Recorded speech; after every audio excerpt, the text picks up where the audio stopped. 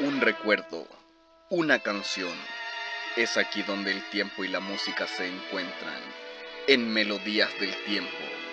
En esta sección llamada Aquí lo descubriste primero, entrevistamos a bandas emergentes, escritores, cineastas y todo aquel que quiera llevar el nombre de la cultura a lo más alto. Con Matías Tapia Saavedra y todo el equipo de Melodías del Tiempo, te invitamos a ponerte cómodo, subirle el volumen y prepararte para sentir de verdad. Esto es Melodías del Tiempo.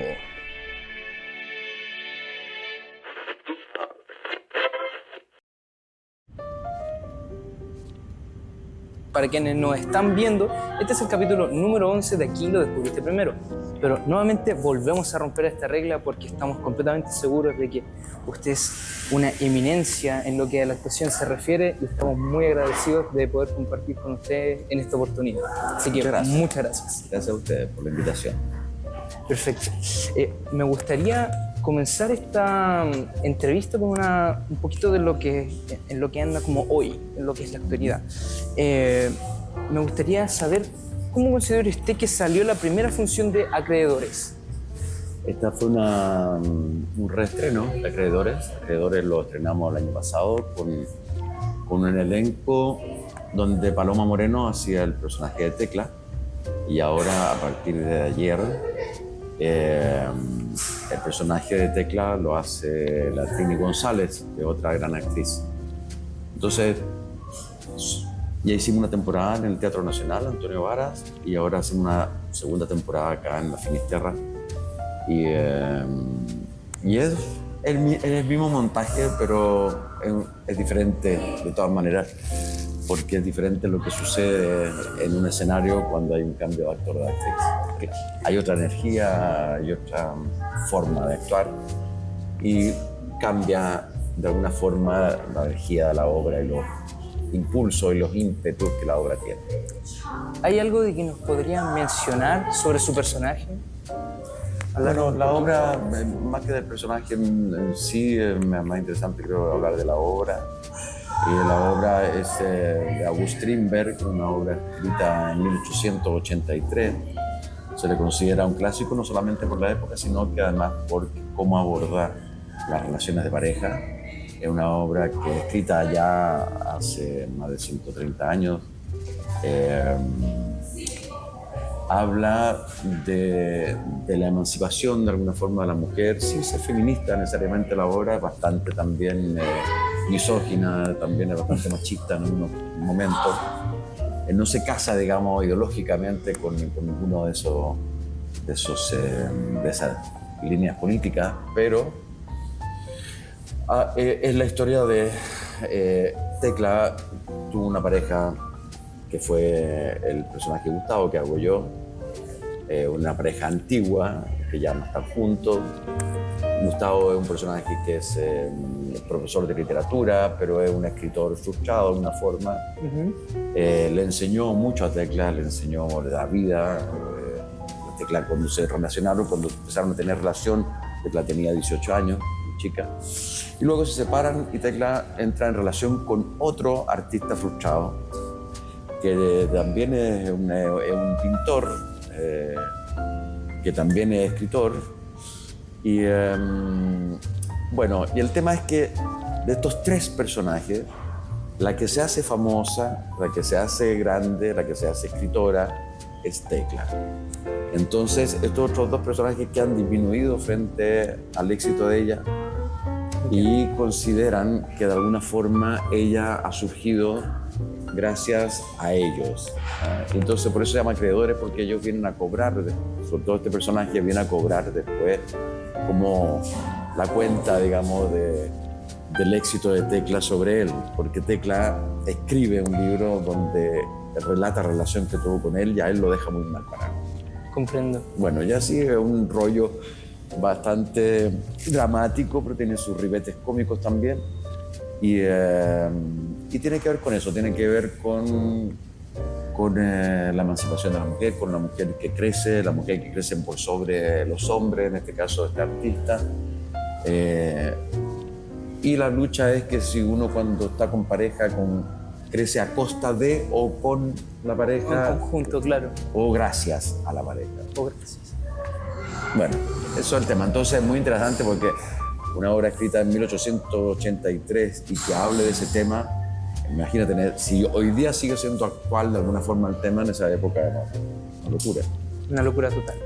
En ese sentido, si pudiéramos hacer como un resumen personal de lo que ha sido la experiencia de estar en este reestreno, ¿cómo lo podría evaluar personalmente desde su persona? Bueno, ha sido una rica experiencia porque trabajar con Alexis Moreno, que es el director, un gran director, que a mí yo no había trabajado nunca con él antes de esta obra y siempre lo tenía en la mira porque es un director muy atractivo. Después tener la experiencia de trabajar con la Trini González, que es una gran actriz, es la primera vez que también trabajo con ella. También es una experiencia refrescante, rica también para el crecimiento personal. Así que ha sido una súper buena experiencia haber tenido 2 estrenos con la misma obra. Claro, es un punto muy importante. Y moviéndonos a otro de los proyectos en los que usted ha participado en este último tiempo, porque si bien ha seguido la línea de algo súper importante y atingente a lo que es el tiempo en el que estamos, como lo que es la artista Mon Laferte, por ejemplo. Y el video en el que usted pudo aparecer, con ella. ¿Qué nos podría contar un poquito de esa experiencia? ¿Cómo fue el acercamiento con ella? Bien casual, bien casual. Yo la conocí a ella cuando hizo una exposición de sus pinturas, de su trabajo artístico, plástico, que la hizo en el GAM hace un tiempo atrás. Ahí la vi por primera vez, ahí conversamos por primera vez.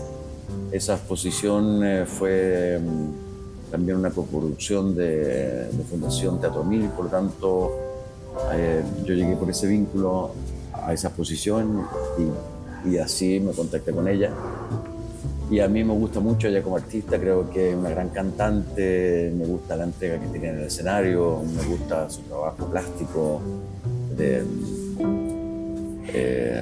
visual, digamos. Y nada, un día se contactó conmigo, me dijo, quiero si puedes participar en un video de un tema, me mostró el tema, era un tema muy bonito. Yo le dije que sí, obvio. Melancolía, ¿no? Melancolía, sí. Y nada, lo hicimos así como aquí estamos, un grupo chico de personas. También un grupo... Nos fuimos ahí cerca de las Torpederas, en Valparaíso, y a la orilla de Nueva lo hicimos. Sí. Y fue una rica experiencia, es entretenido, lo más entretenido es compartir con artistas de otras disciplinas, conocer otro mundo, el mundo de la música, es alucinante igual. ¿Tuvo la oportunidad de escuchar el disco? Sí. ¿Sí? Ella me lo presentó inmediatamente. Lo primero que hizo una vez que me invitó a participar, me dijo, este es el tema, ¿te gusta? Porque si no me gustaba, ¿cómo voy a hacer? Claro, o sea, es importante. Entonces lo primero que me presentó fue el tema. Me gustaría volver un poquito al tema de lo que es, bueno, los proyectos audiovisuales y sobre todo del proyecto que fue Reunión de Superados. ¿Qué tan distinta fue esta en comparación a sus primeras teleseries? Bueno, Reunión de Superados es una comedia, Entonces los personajes son un poco estereotipados, son personajes que se juegan un poco más, ¿cómo se puede decir? Se pasan un poco para la punta en su forma expresiva. Son divertidos la mayoría de ellos. Hay unos más dramáticos que otros y una comedia que se mete con temas contingentes, pero no mucho, no se casa mayormente, pero qué sé yo, el personaje que yo hago es un personaje bien de extrema derecha, de alguna forma, un personaje un poco exagerado en sus comentarios, es machista, bueno, es un señor poco correcto en los tiempos que vivimos hoy día. Y eso es muy entretenido hacerlo porque tienes la libertad de decir las brutalidades que se te ocurren, ¿no? Entonces, en la línea con el personaje. Es una comedia. Yo la última vez que, justo antes de esta, hicimos Los Casablanca, que era una tragedia, conflicto dramático ahí entre dos hermanos. Era un género totalmente distinto. Y es muy rico pasar de un género a otro, porque también tú vas ejercitando la musculatura actoral. Entretenido, son distintas formas de meterse en los personajes. Por lo tanto, más experiencias diversas, más rico. En ese sentido, me gustaría hacer una pregunta que engloba lo que es la disciplina a niveles generales. ¿Qué significa para usted ser un actor hoy en Chile? A ver, ser actor lo que me gusta, por lo tanto es muy placentero. Ser un actor en Chile, yo creo que donde uno mejor es actor, creo yo, es en el país de origen, porque conoce la idiosincrasia, porque sabe cuáles son los lenguajes, los metalenguajes, las miradas, qué significan. Las miradas cambian de un país a otro, cambian de una cultura a otra. Tú como las señales que uno entrega con los ojos, no hablo del ser actor solamente, sino que en general el espacio ser parte de una subcomunidad, digamos. Las comunidades tienen su forma de expresarse, tienen su forma de comunicarse. Yo puedo entender perfectamente cuando alguien me está hablando de forma mentirosa, cuando alguien me está hablando de verdad, cuando alguien me está hablando emotivamente, cuando alguien me está hablando sinceramente, cuando alguien está siendo honesto, lo puedo cachar por su forma de decir o por su forma de mirar. Eso es atingente a cada cultura, a cada grupo humano. Claro. Por tanto, creo que donde mejor uno puede desarrollar el arte de actuar es en su propio país. Comprendo. ¿No? Lo cual no significa que uno no pueda actuar en otro país, no, también va a haber comunicación. No es limitante. Pero para desarrollarse como actor, creo que uno tiene que, en primerísimo lugar, hacerlo en el lugar de origen. Es una sensación que tengo o una convicción que tengo porque yo estuve viviendo 2 años en Francia, hace muchos años, cuando empecé la carrera. Y bueno, trabajé allá en francés, y obviamente allá era un gringo. Y yo dije, bueno, si quiero desarrollarme más, tengo que volver a Chile y volví a desarrollarme.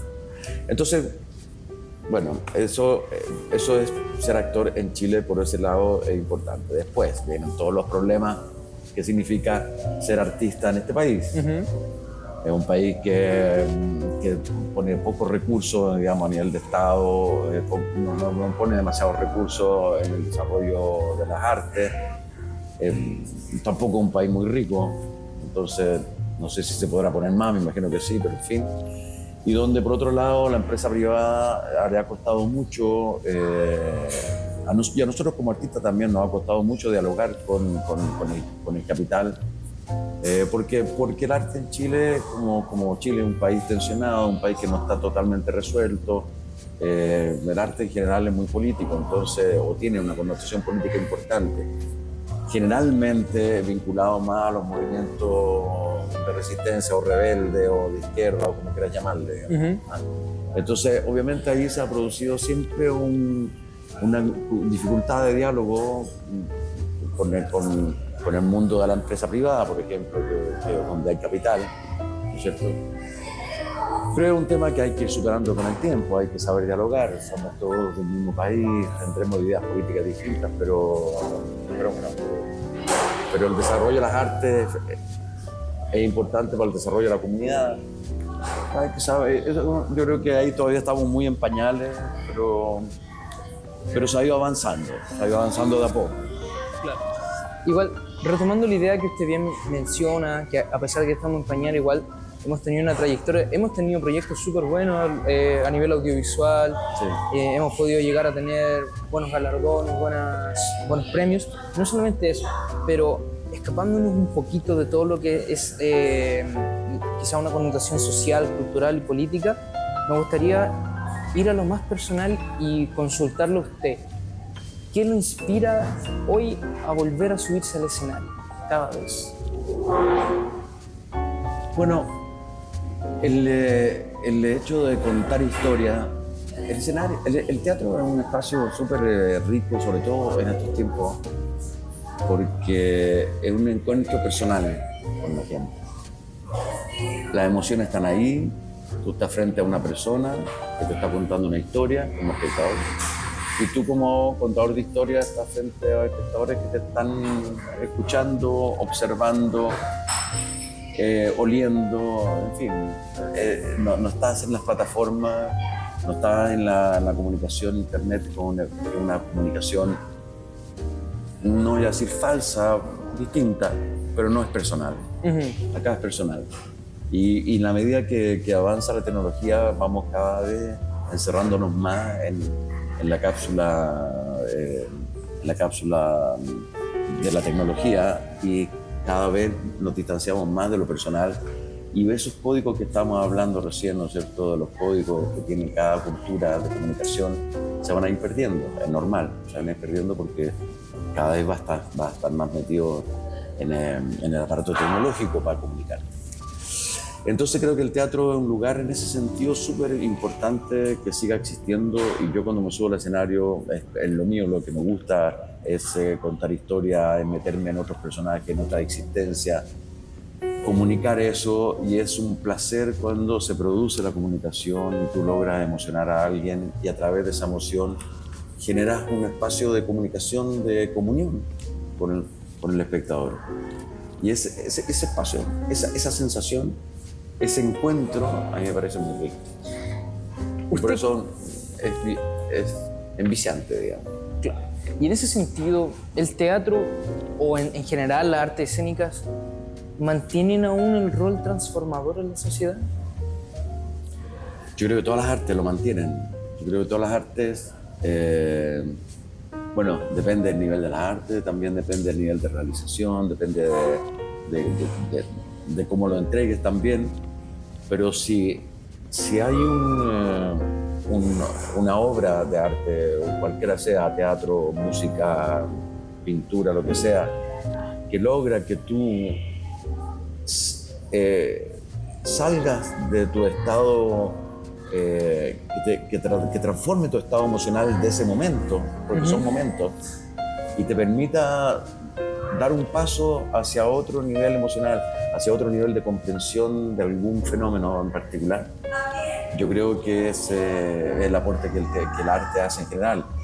El teatro también, y el teatro con mucha fuerza, porque es comunicación hablada y física. Claro. Lo que usted decía, entonces, estar en presencia, sí, de la otra persona.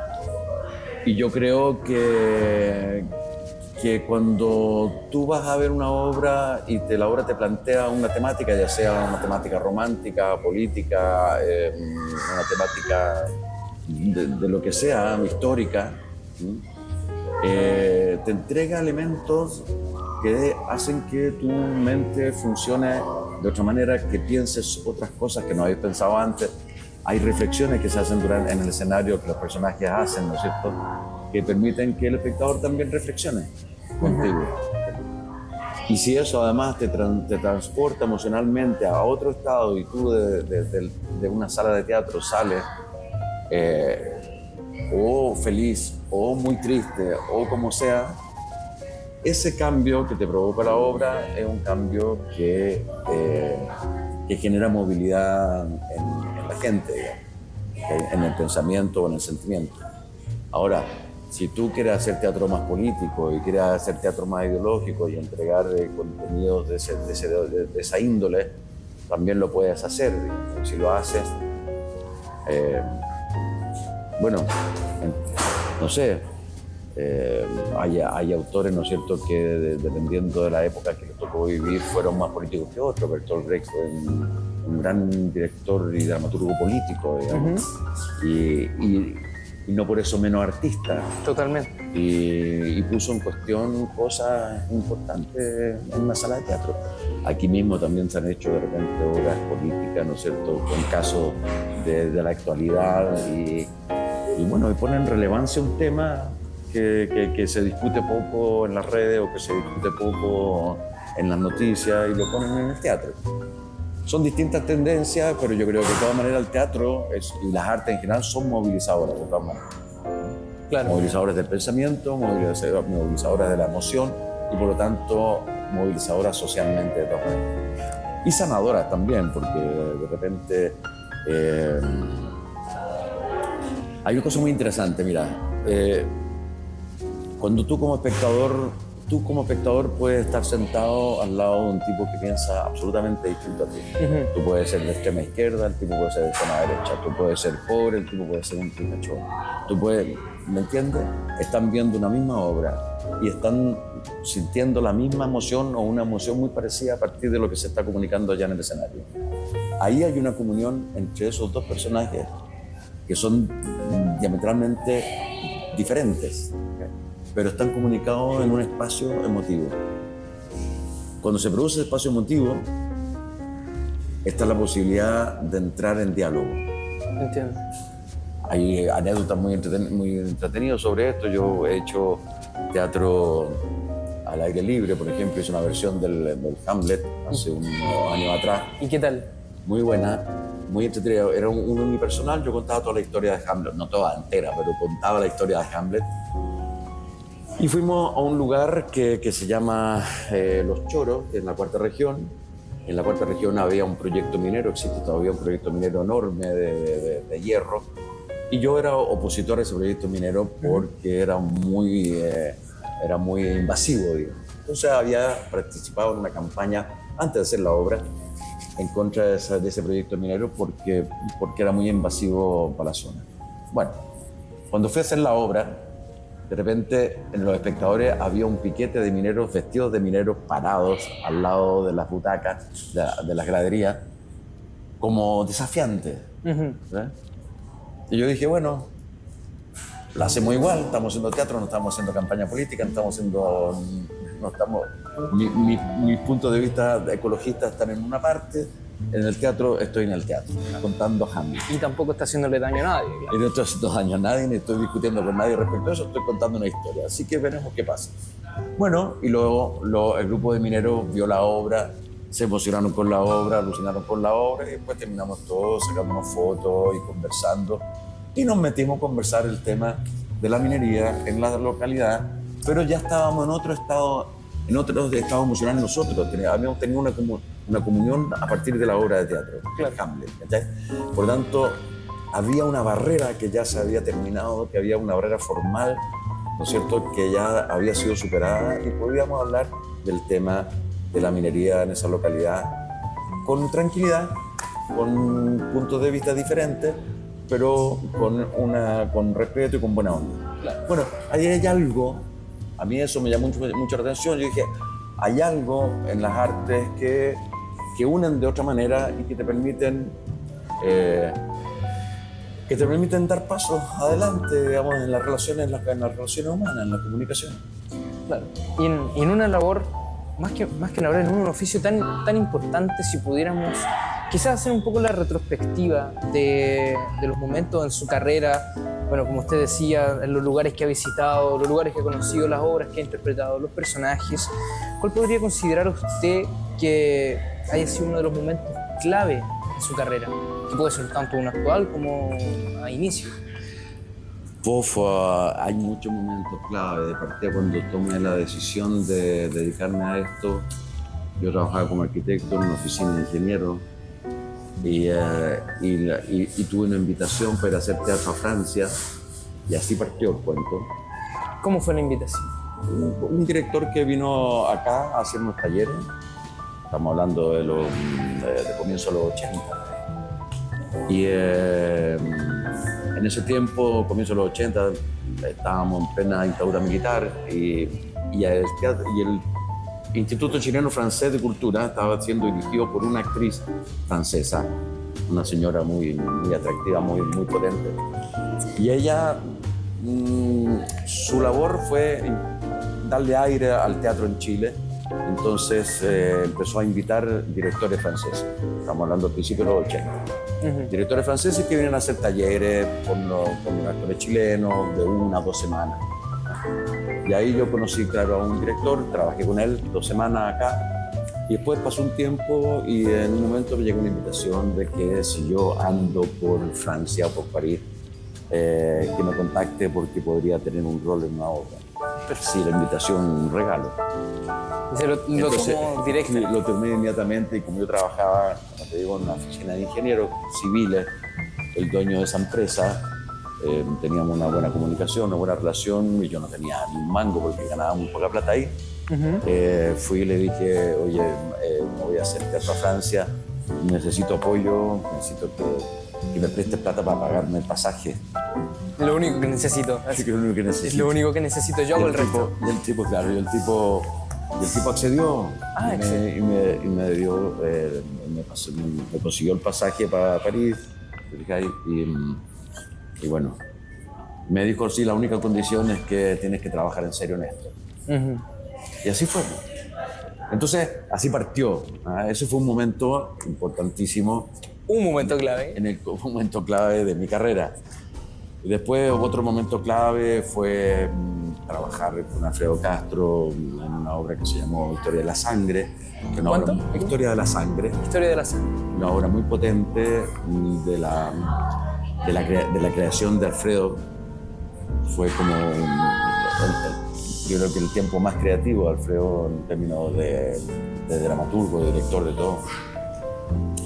Y eso fue un momento también importante para mi carrera, desde mi punto de vista. Después entrar en la televisión también fue un punto importante porque la televisión como ha sido de alguna forma un lugar, aparte de ganarse la vida trabajando en televisión, donde había más dinero para pagarle a los actores. Claro. Ha sido un ejercicio, una musculación permanente. Es muy distinta la actuación de televisión que la actuación de teatro, la actuación de cine, pero sí es actuación finalmente, sí estás contando una historia y entonces en ese sentido el trabajo ahí te permite estar todos los días en ejercicio, es como ir al gimnasio todos los días. Comprendo. ¿Con quién se ha llevado mejor actuando en televisión? Con todo. Difícil pregunta. Sí. Uno no quiere hacerse, no quiere segregar a él. No, muy difícil, puedes decir esto mejor que otro. Después le van a llamar y decir, ¿por qué dijiste? ¿Por qué pensé que éramos amigos? Desleal. No, con todo el mundo. Yo tengo una forma de trabajar, una forma de ser en mi trabajo que en general, a no ser que ando con la nube muy negra, en general me comunico bien con la gente. Se comunica bien con la gente. Me gustaría hacerle una consulta, una pregunta que es muy importante. A ver. Es demasiado importante.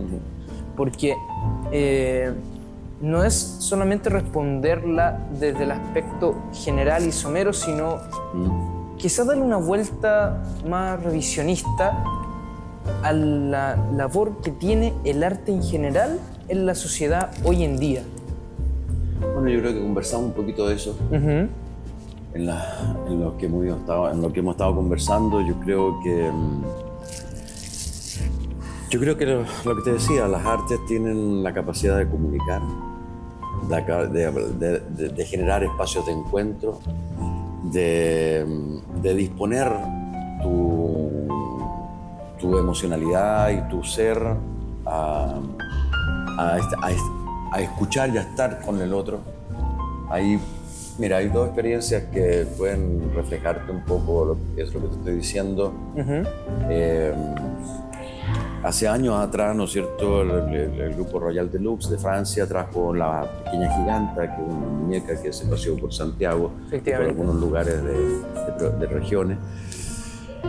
Y en Santiago ese espectáculo, que era un espectáculo muy simple, pero las imágenes eran muy bellas, convocó a 1 millón de personas a la calle. Cuando se hacen esos espectáculos, tú tienes que tener permiso de la intendencia, permiso de carabineros, hay una cantidad de organismos que tienes que tú tener las autorizaciones porque está interviniendo la ciudad de forma muy fuerte. Y Carabineros en ese momento dijo, no, esto no se puede hacer, esto puede ser demasiado grande, no tenemos contingente suficiente para controlar a la gente, etcétera, etcétera. Se sentían absolutamente sobrepasados por lo que podría llegar a suceder. Claro.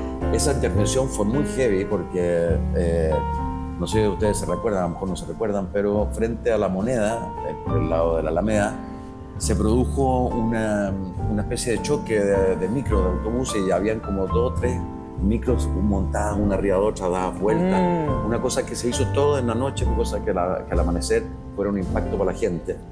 Bueno, todas esas acciones eran tremendamente invasivas dentro de la ciudad, impactantes. Los noticieros de la época también, de TVN, jugó con nosotros y por tanto daban las noticias como si fuera una noticia de verdad, ¿cachai? De lo que estaba sucediendo. Lo que estaba sucediendo era que había un rinoceronte desbocado, suelto, que andaba buscando a su amiga, que era la muñeca. La muñeca también andaba buscando el rinoceronte, no se encontraban, y el rinoceronte, como andaba asustado por la ciudad, dejaba todo este desastre y había volcado las micros y todas las cosas. Entonces era importante que se juntaran para que el rinoceronte se calmara, etc. Ese era el cuento. Bueno, entonces la policía estaba totalmente preocupada y finalmente el general que estaba a cargo, que ya no me acuerdo cómo se llama, dijo, ok, cedió, dijo vamos, pero estaban aterrados, ¿eh? Y en esa experiencia, que duró 4 días, no me acuerdo cuánto, en el centro de Santiago, con 1 millón de personas en la calle, no se produjo ningún robo, ningún asalto, ningún desmán, no hubo ni un acto delictivo. Hablando en contenidos de lo que fue la actividad. Sí, porque tú puedes decir, no sé, va a salir 1 millón de personas a la calle, no sé, después de un partido de fútbol salen 20.000 personas a la calle y que a la cagada. Bueno, salen heridos, incluso muertos. Y se pelean entre las barras, qué sé yo. Bueno, acá con esta expresión artística no pasó nada. Es un ejemplo de lo que te hablábamos hace un rato, de cómo ciertas expresiones artísticas o ciertas obras, lo que sea, logran poner a la gente en otro estado emocional, y un estado positivo que permite a partir de ese estado entenderse de mejor forma. En ese sentido, las artes son sanadoras. Uh-huh. También hay otra experiencia muy interesante. La Fundación Teatro 1000 tiene un programa de teatro en la escuela, teatro en la educación. Y trabajan con 3 o 4 escuelas públicas donde monitores teatrales que tienen la asignatura de teatro. Y trabajan con los chicos, no para que sean actores o actrices, sino que simplemente para que aprendan a estar delante de sus compañeros, que los compañeros aprendan a mirarte, que aprendas a hablarles, que aprendas a contarles, que aprendan a escucharte. Se pierde la barrera de la vergüenza. Se pierde la barrera de la vergüenza de una forma.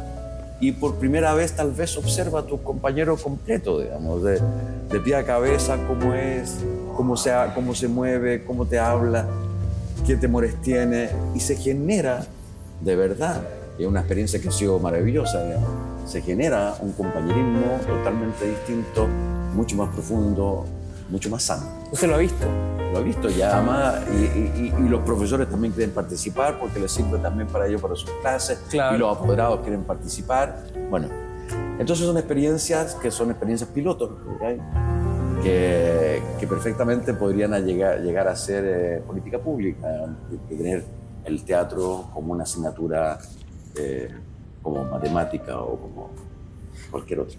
Aunque se escape un poquito de lo que es su área, me gustaría consultarle que, ligado un poquito a la pregunta que le acabo de hacer, ¿qué rol tendrían, por ejemplo, los sitios patrimoniales en esta mantención de las artes o en la inspiración a las nuevas generaciones? No sé, por ejemplo... Hay algo ahí, lo patrimonial tiene que ver con la historia, tiene que ver con el reconocimiento de tus antepasados. Nosotros no estamos hoy día aquí gracias al Espíritu Santo, estamos aquí gracias a una madre, un padre, estamos aquí gracias a los abuelos, estamos aquí gracias a mucha gente que antes de nosotros hizo historia, digamos. Entonces lo patrimonial tiene que ver un poco con eso, tiene que ver como con el mantener vivo lo que es tu historia. Si tú borras todo lo matrimonial, estás partiendo siempre de cero, y partir siempre de cero es nefasto, porque uno aprende con la historia, aprende de los porrazos que se han pegado, no sé, que se pegó el padre de la patria, todos los porrazos que se pegó el padre de la patria y todo lo bueno que hizo, bueno, uno aprende. Después vino otro que dejó otra escoba, pero también hizo otras cosas buenas y así se va aprendiendo. Si tú borras la historia, si tú borras el pasado, si tú tratas de hacer todo el tiempo borrón y cuenta nueva respecto a las cosas,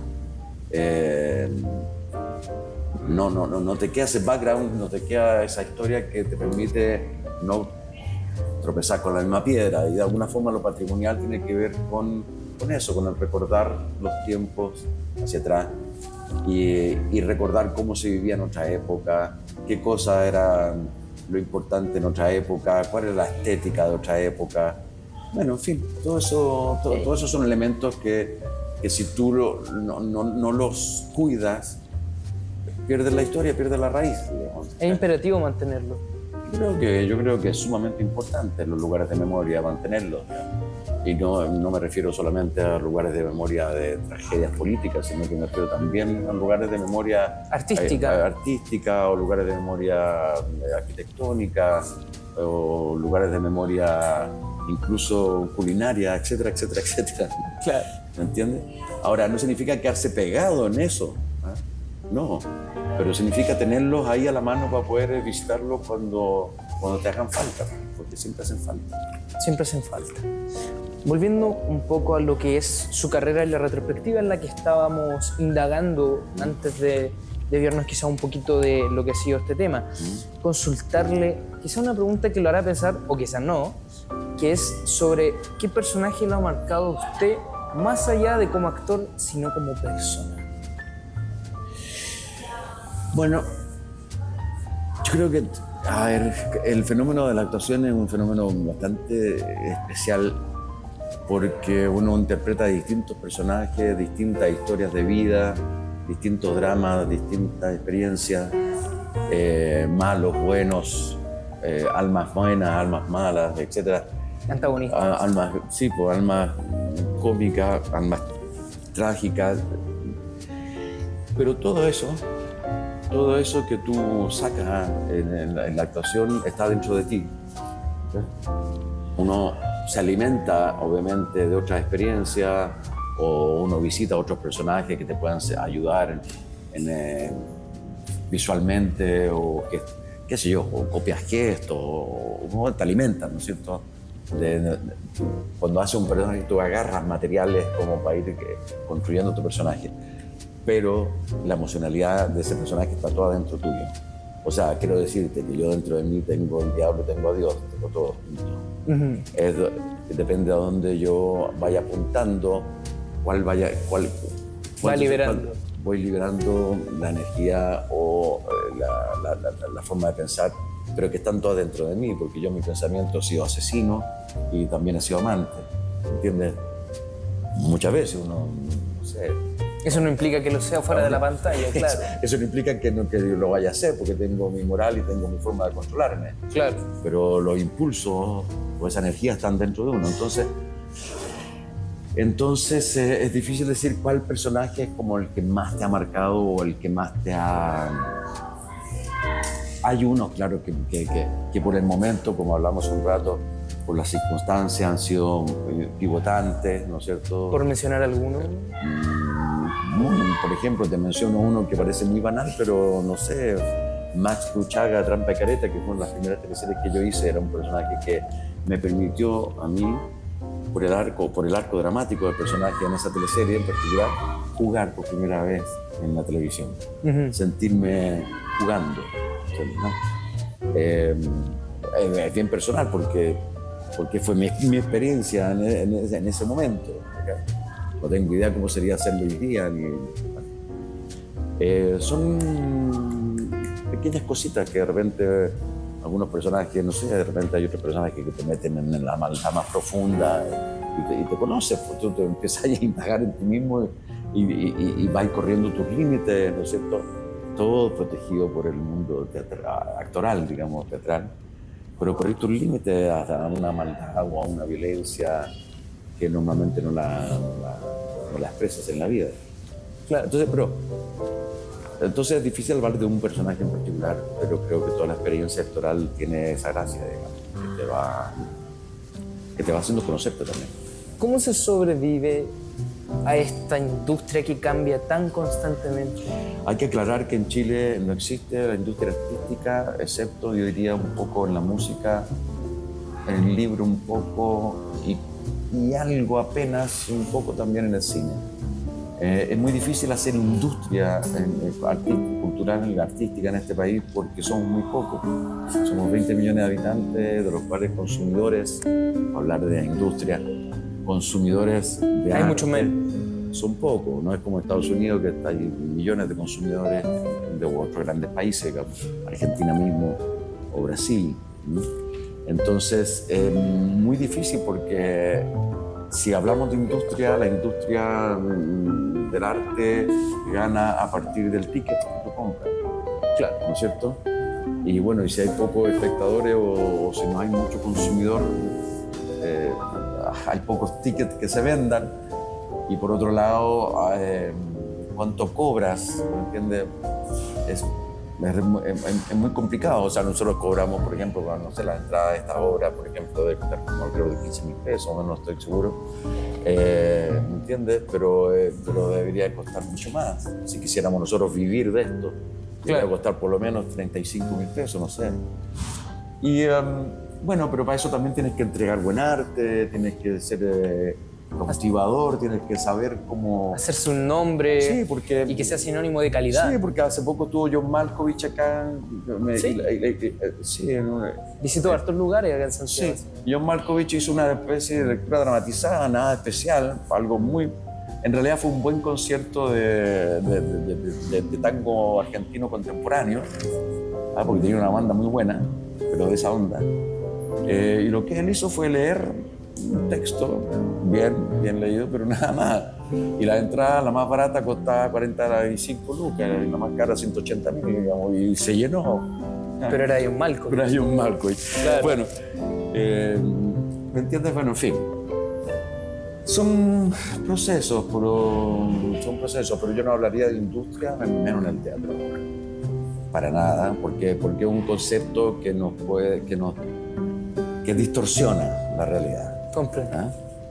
Yo creo que en Chile las artes tienen que saber tener auspiciadores, ya sea privado o del Estado, pero tienen que saber jugar en ese ámbito. Entonces, Resumiendo un poco lo que hemos hablado, hemos pasado por el teatro, el patrimonio, Mon Laferte. sí. Consultarle, ¿cómo le gustaría a usted que se lo recordase como artista? ¿Por qué aspecto? ¿Por qué aspecto? Nada, como una persona que se entregó a su profesión y que logró comunicarse con la gente. No me interesa ser recordado ni como gran artista, ni mucho menos. O sea, del momento que eres recordado ya está todo bien.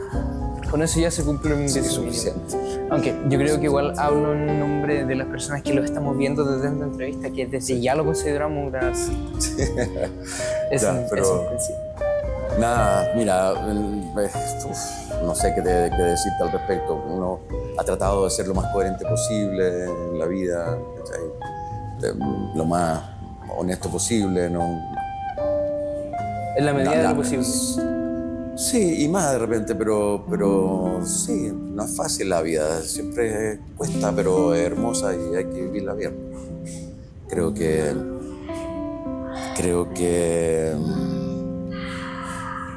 nada. Es Lo más, a ver, ¿cómo me gustaría ser recordado? No sé, como una buena persona.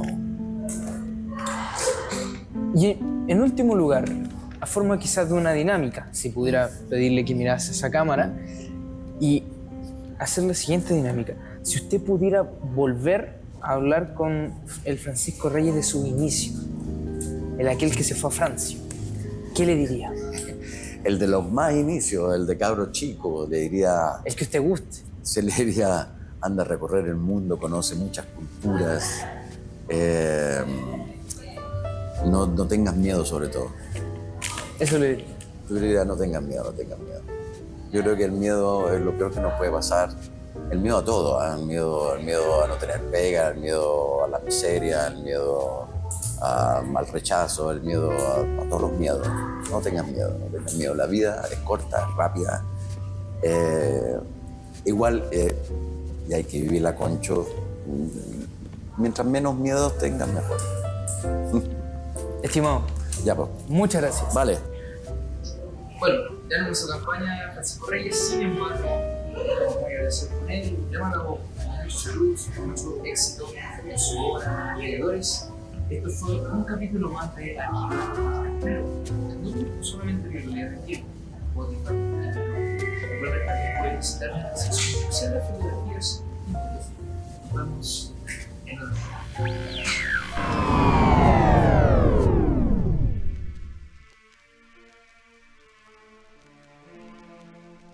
Esto fue Melodías del Tiempo, donde pudiste volver a un recuerdo, una canción y una emoción. Lo pudiste revivir todo en esta sección llamada Aquí lo descubriste primero.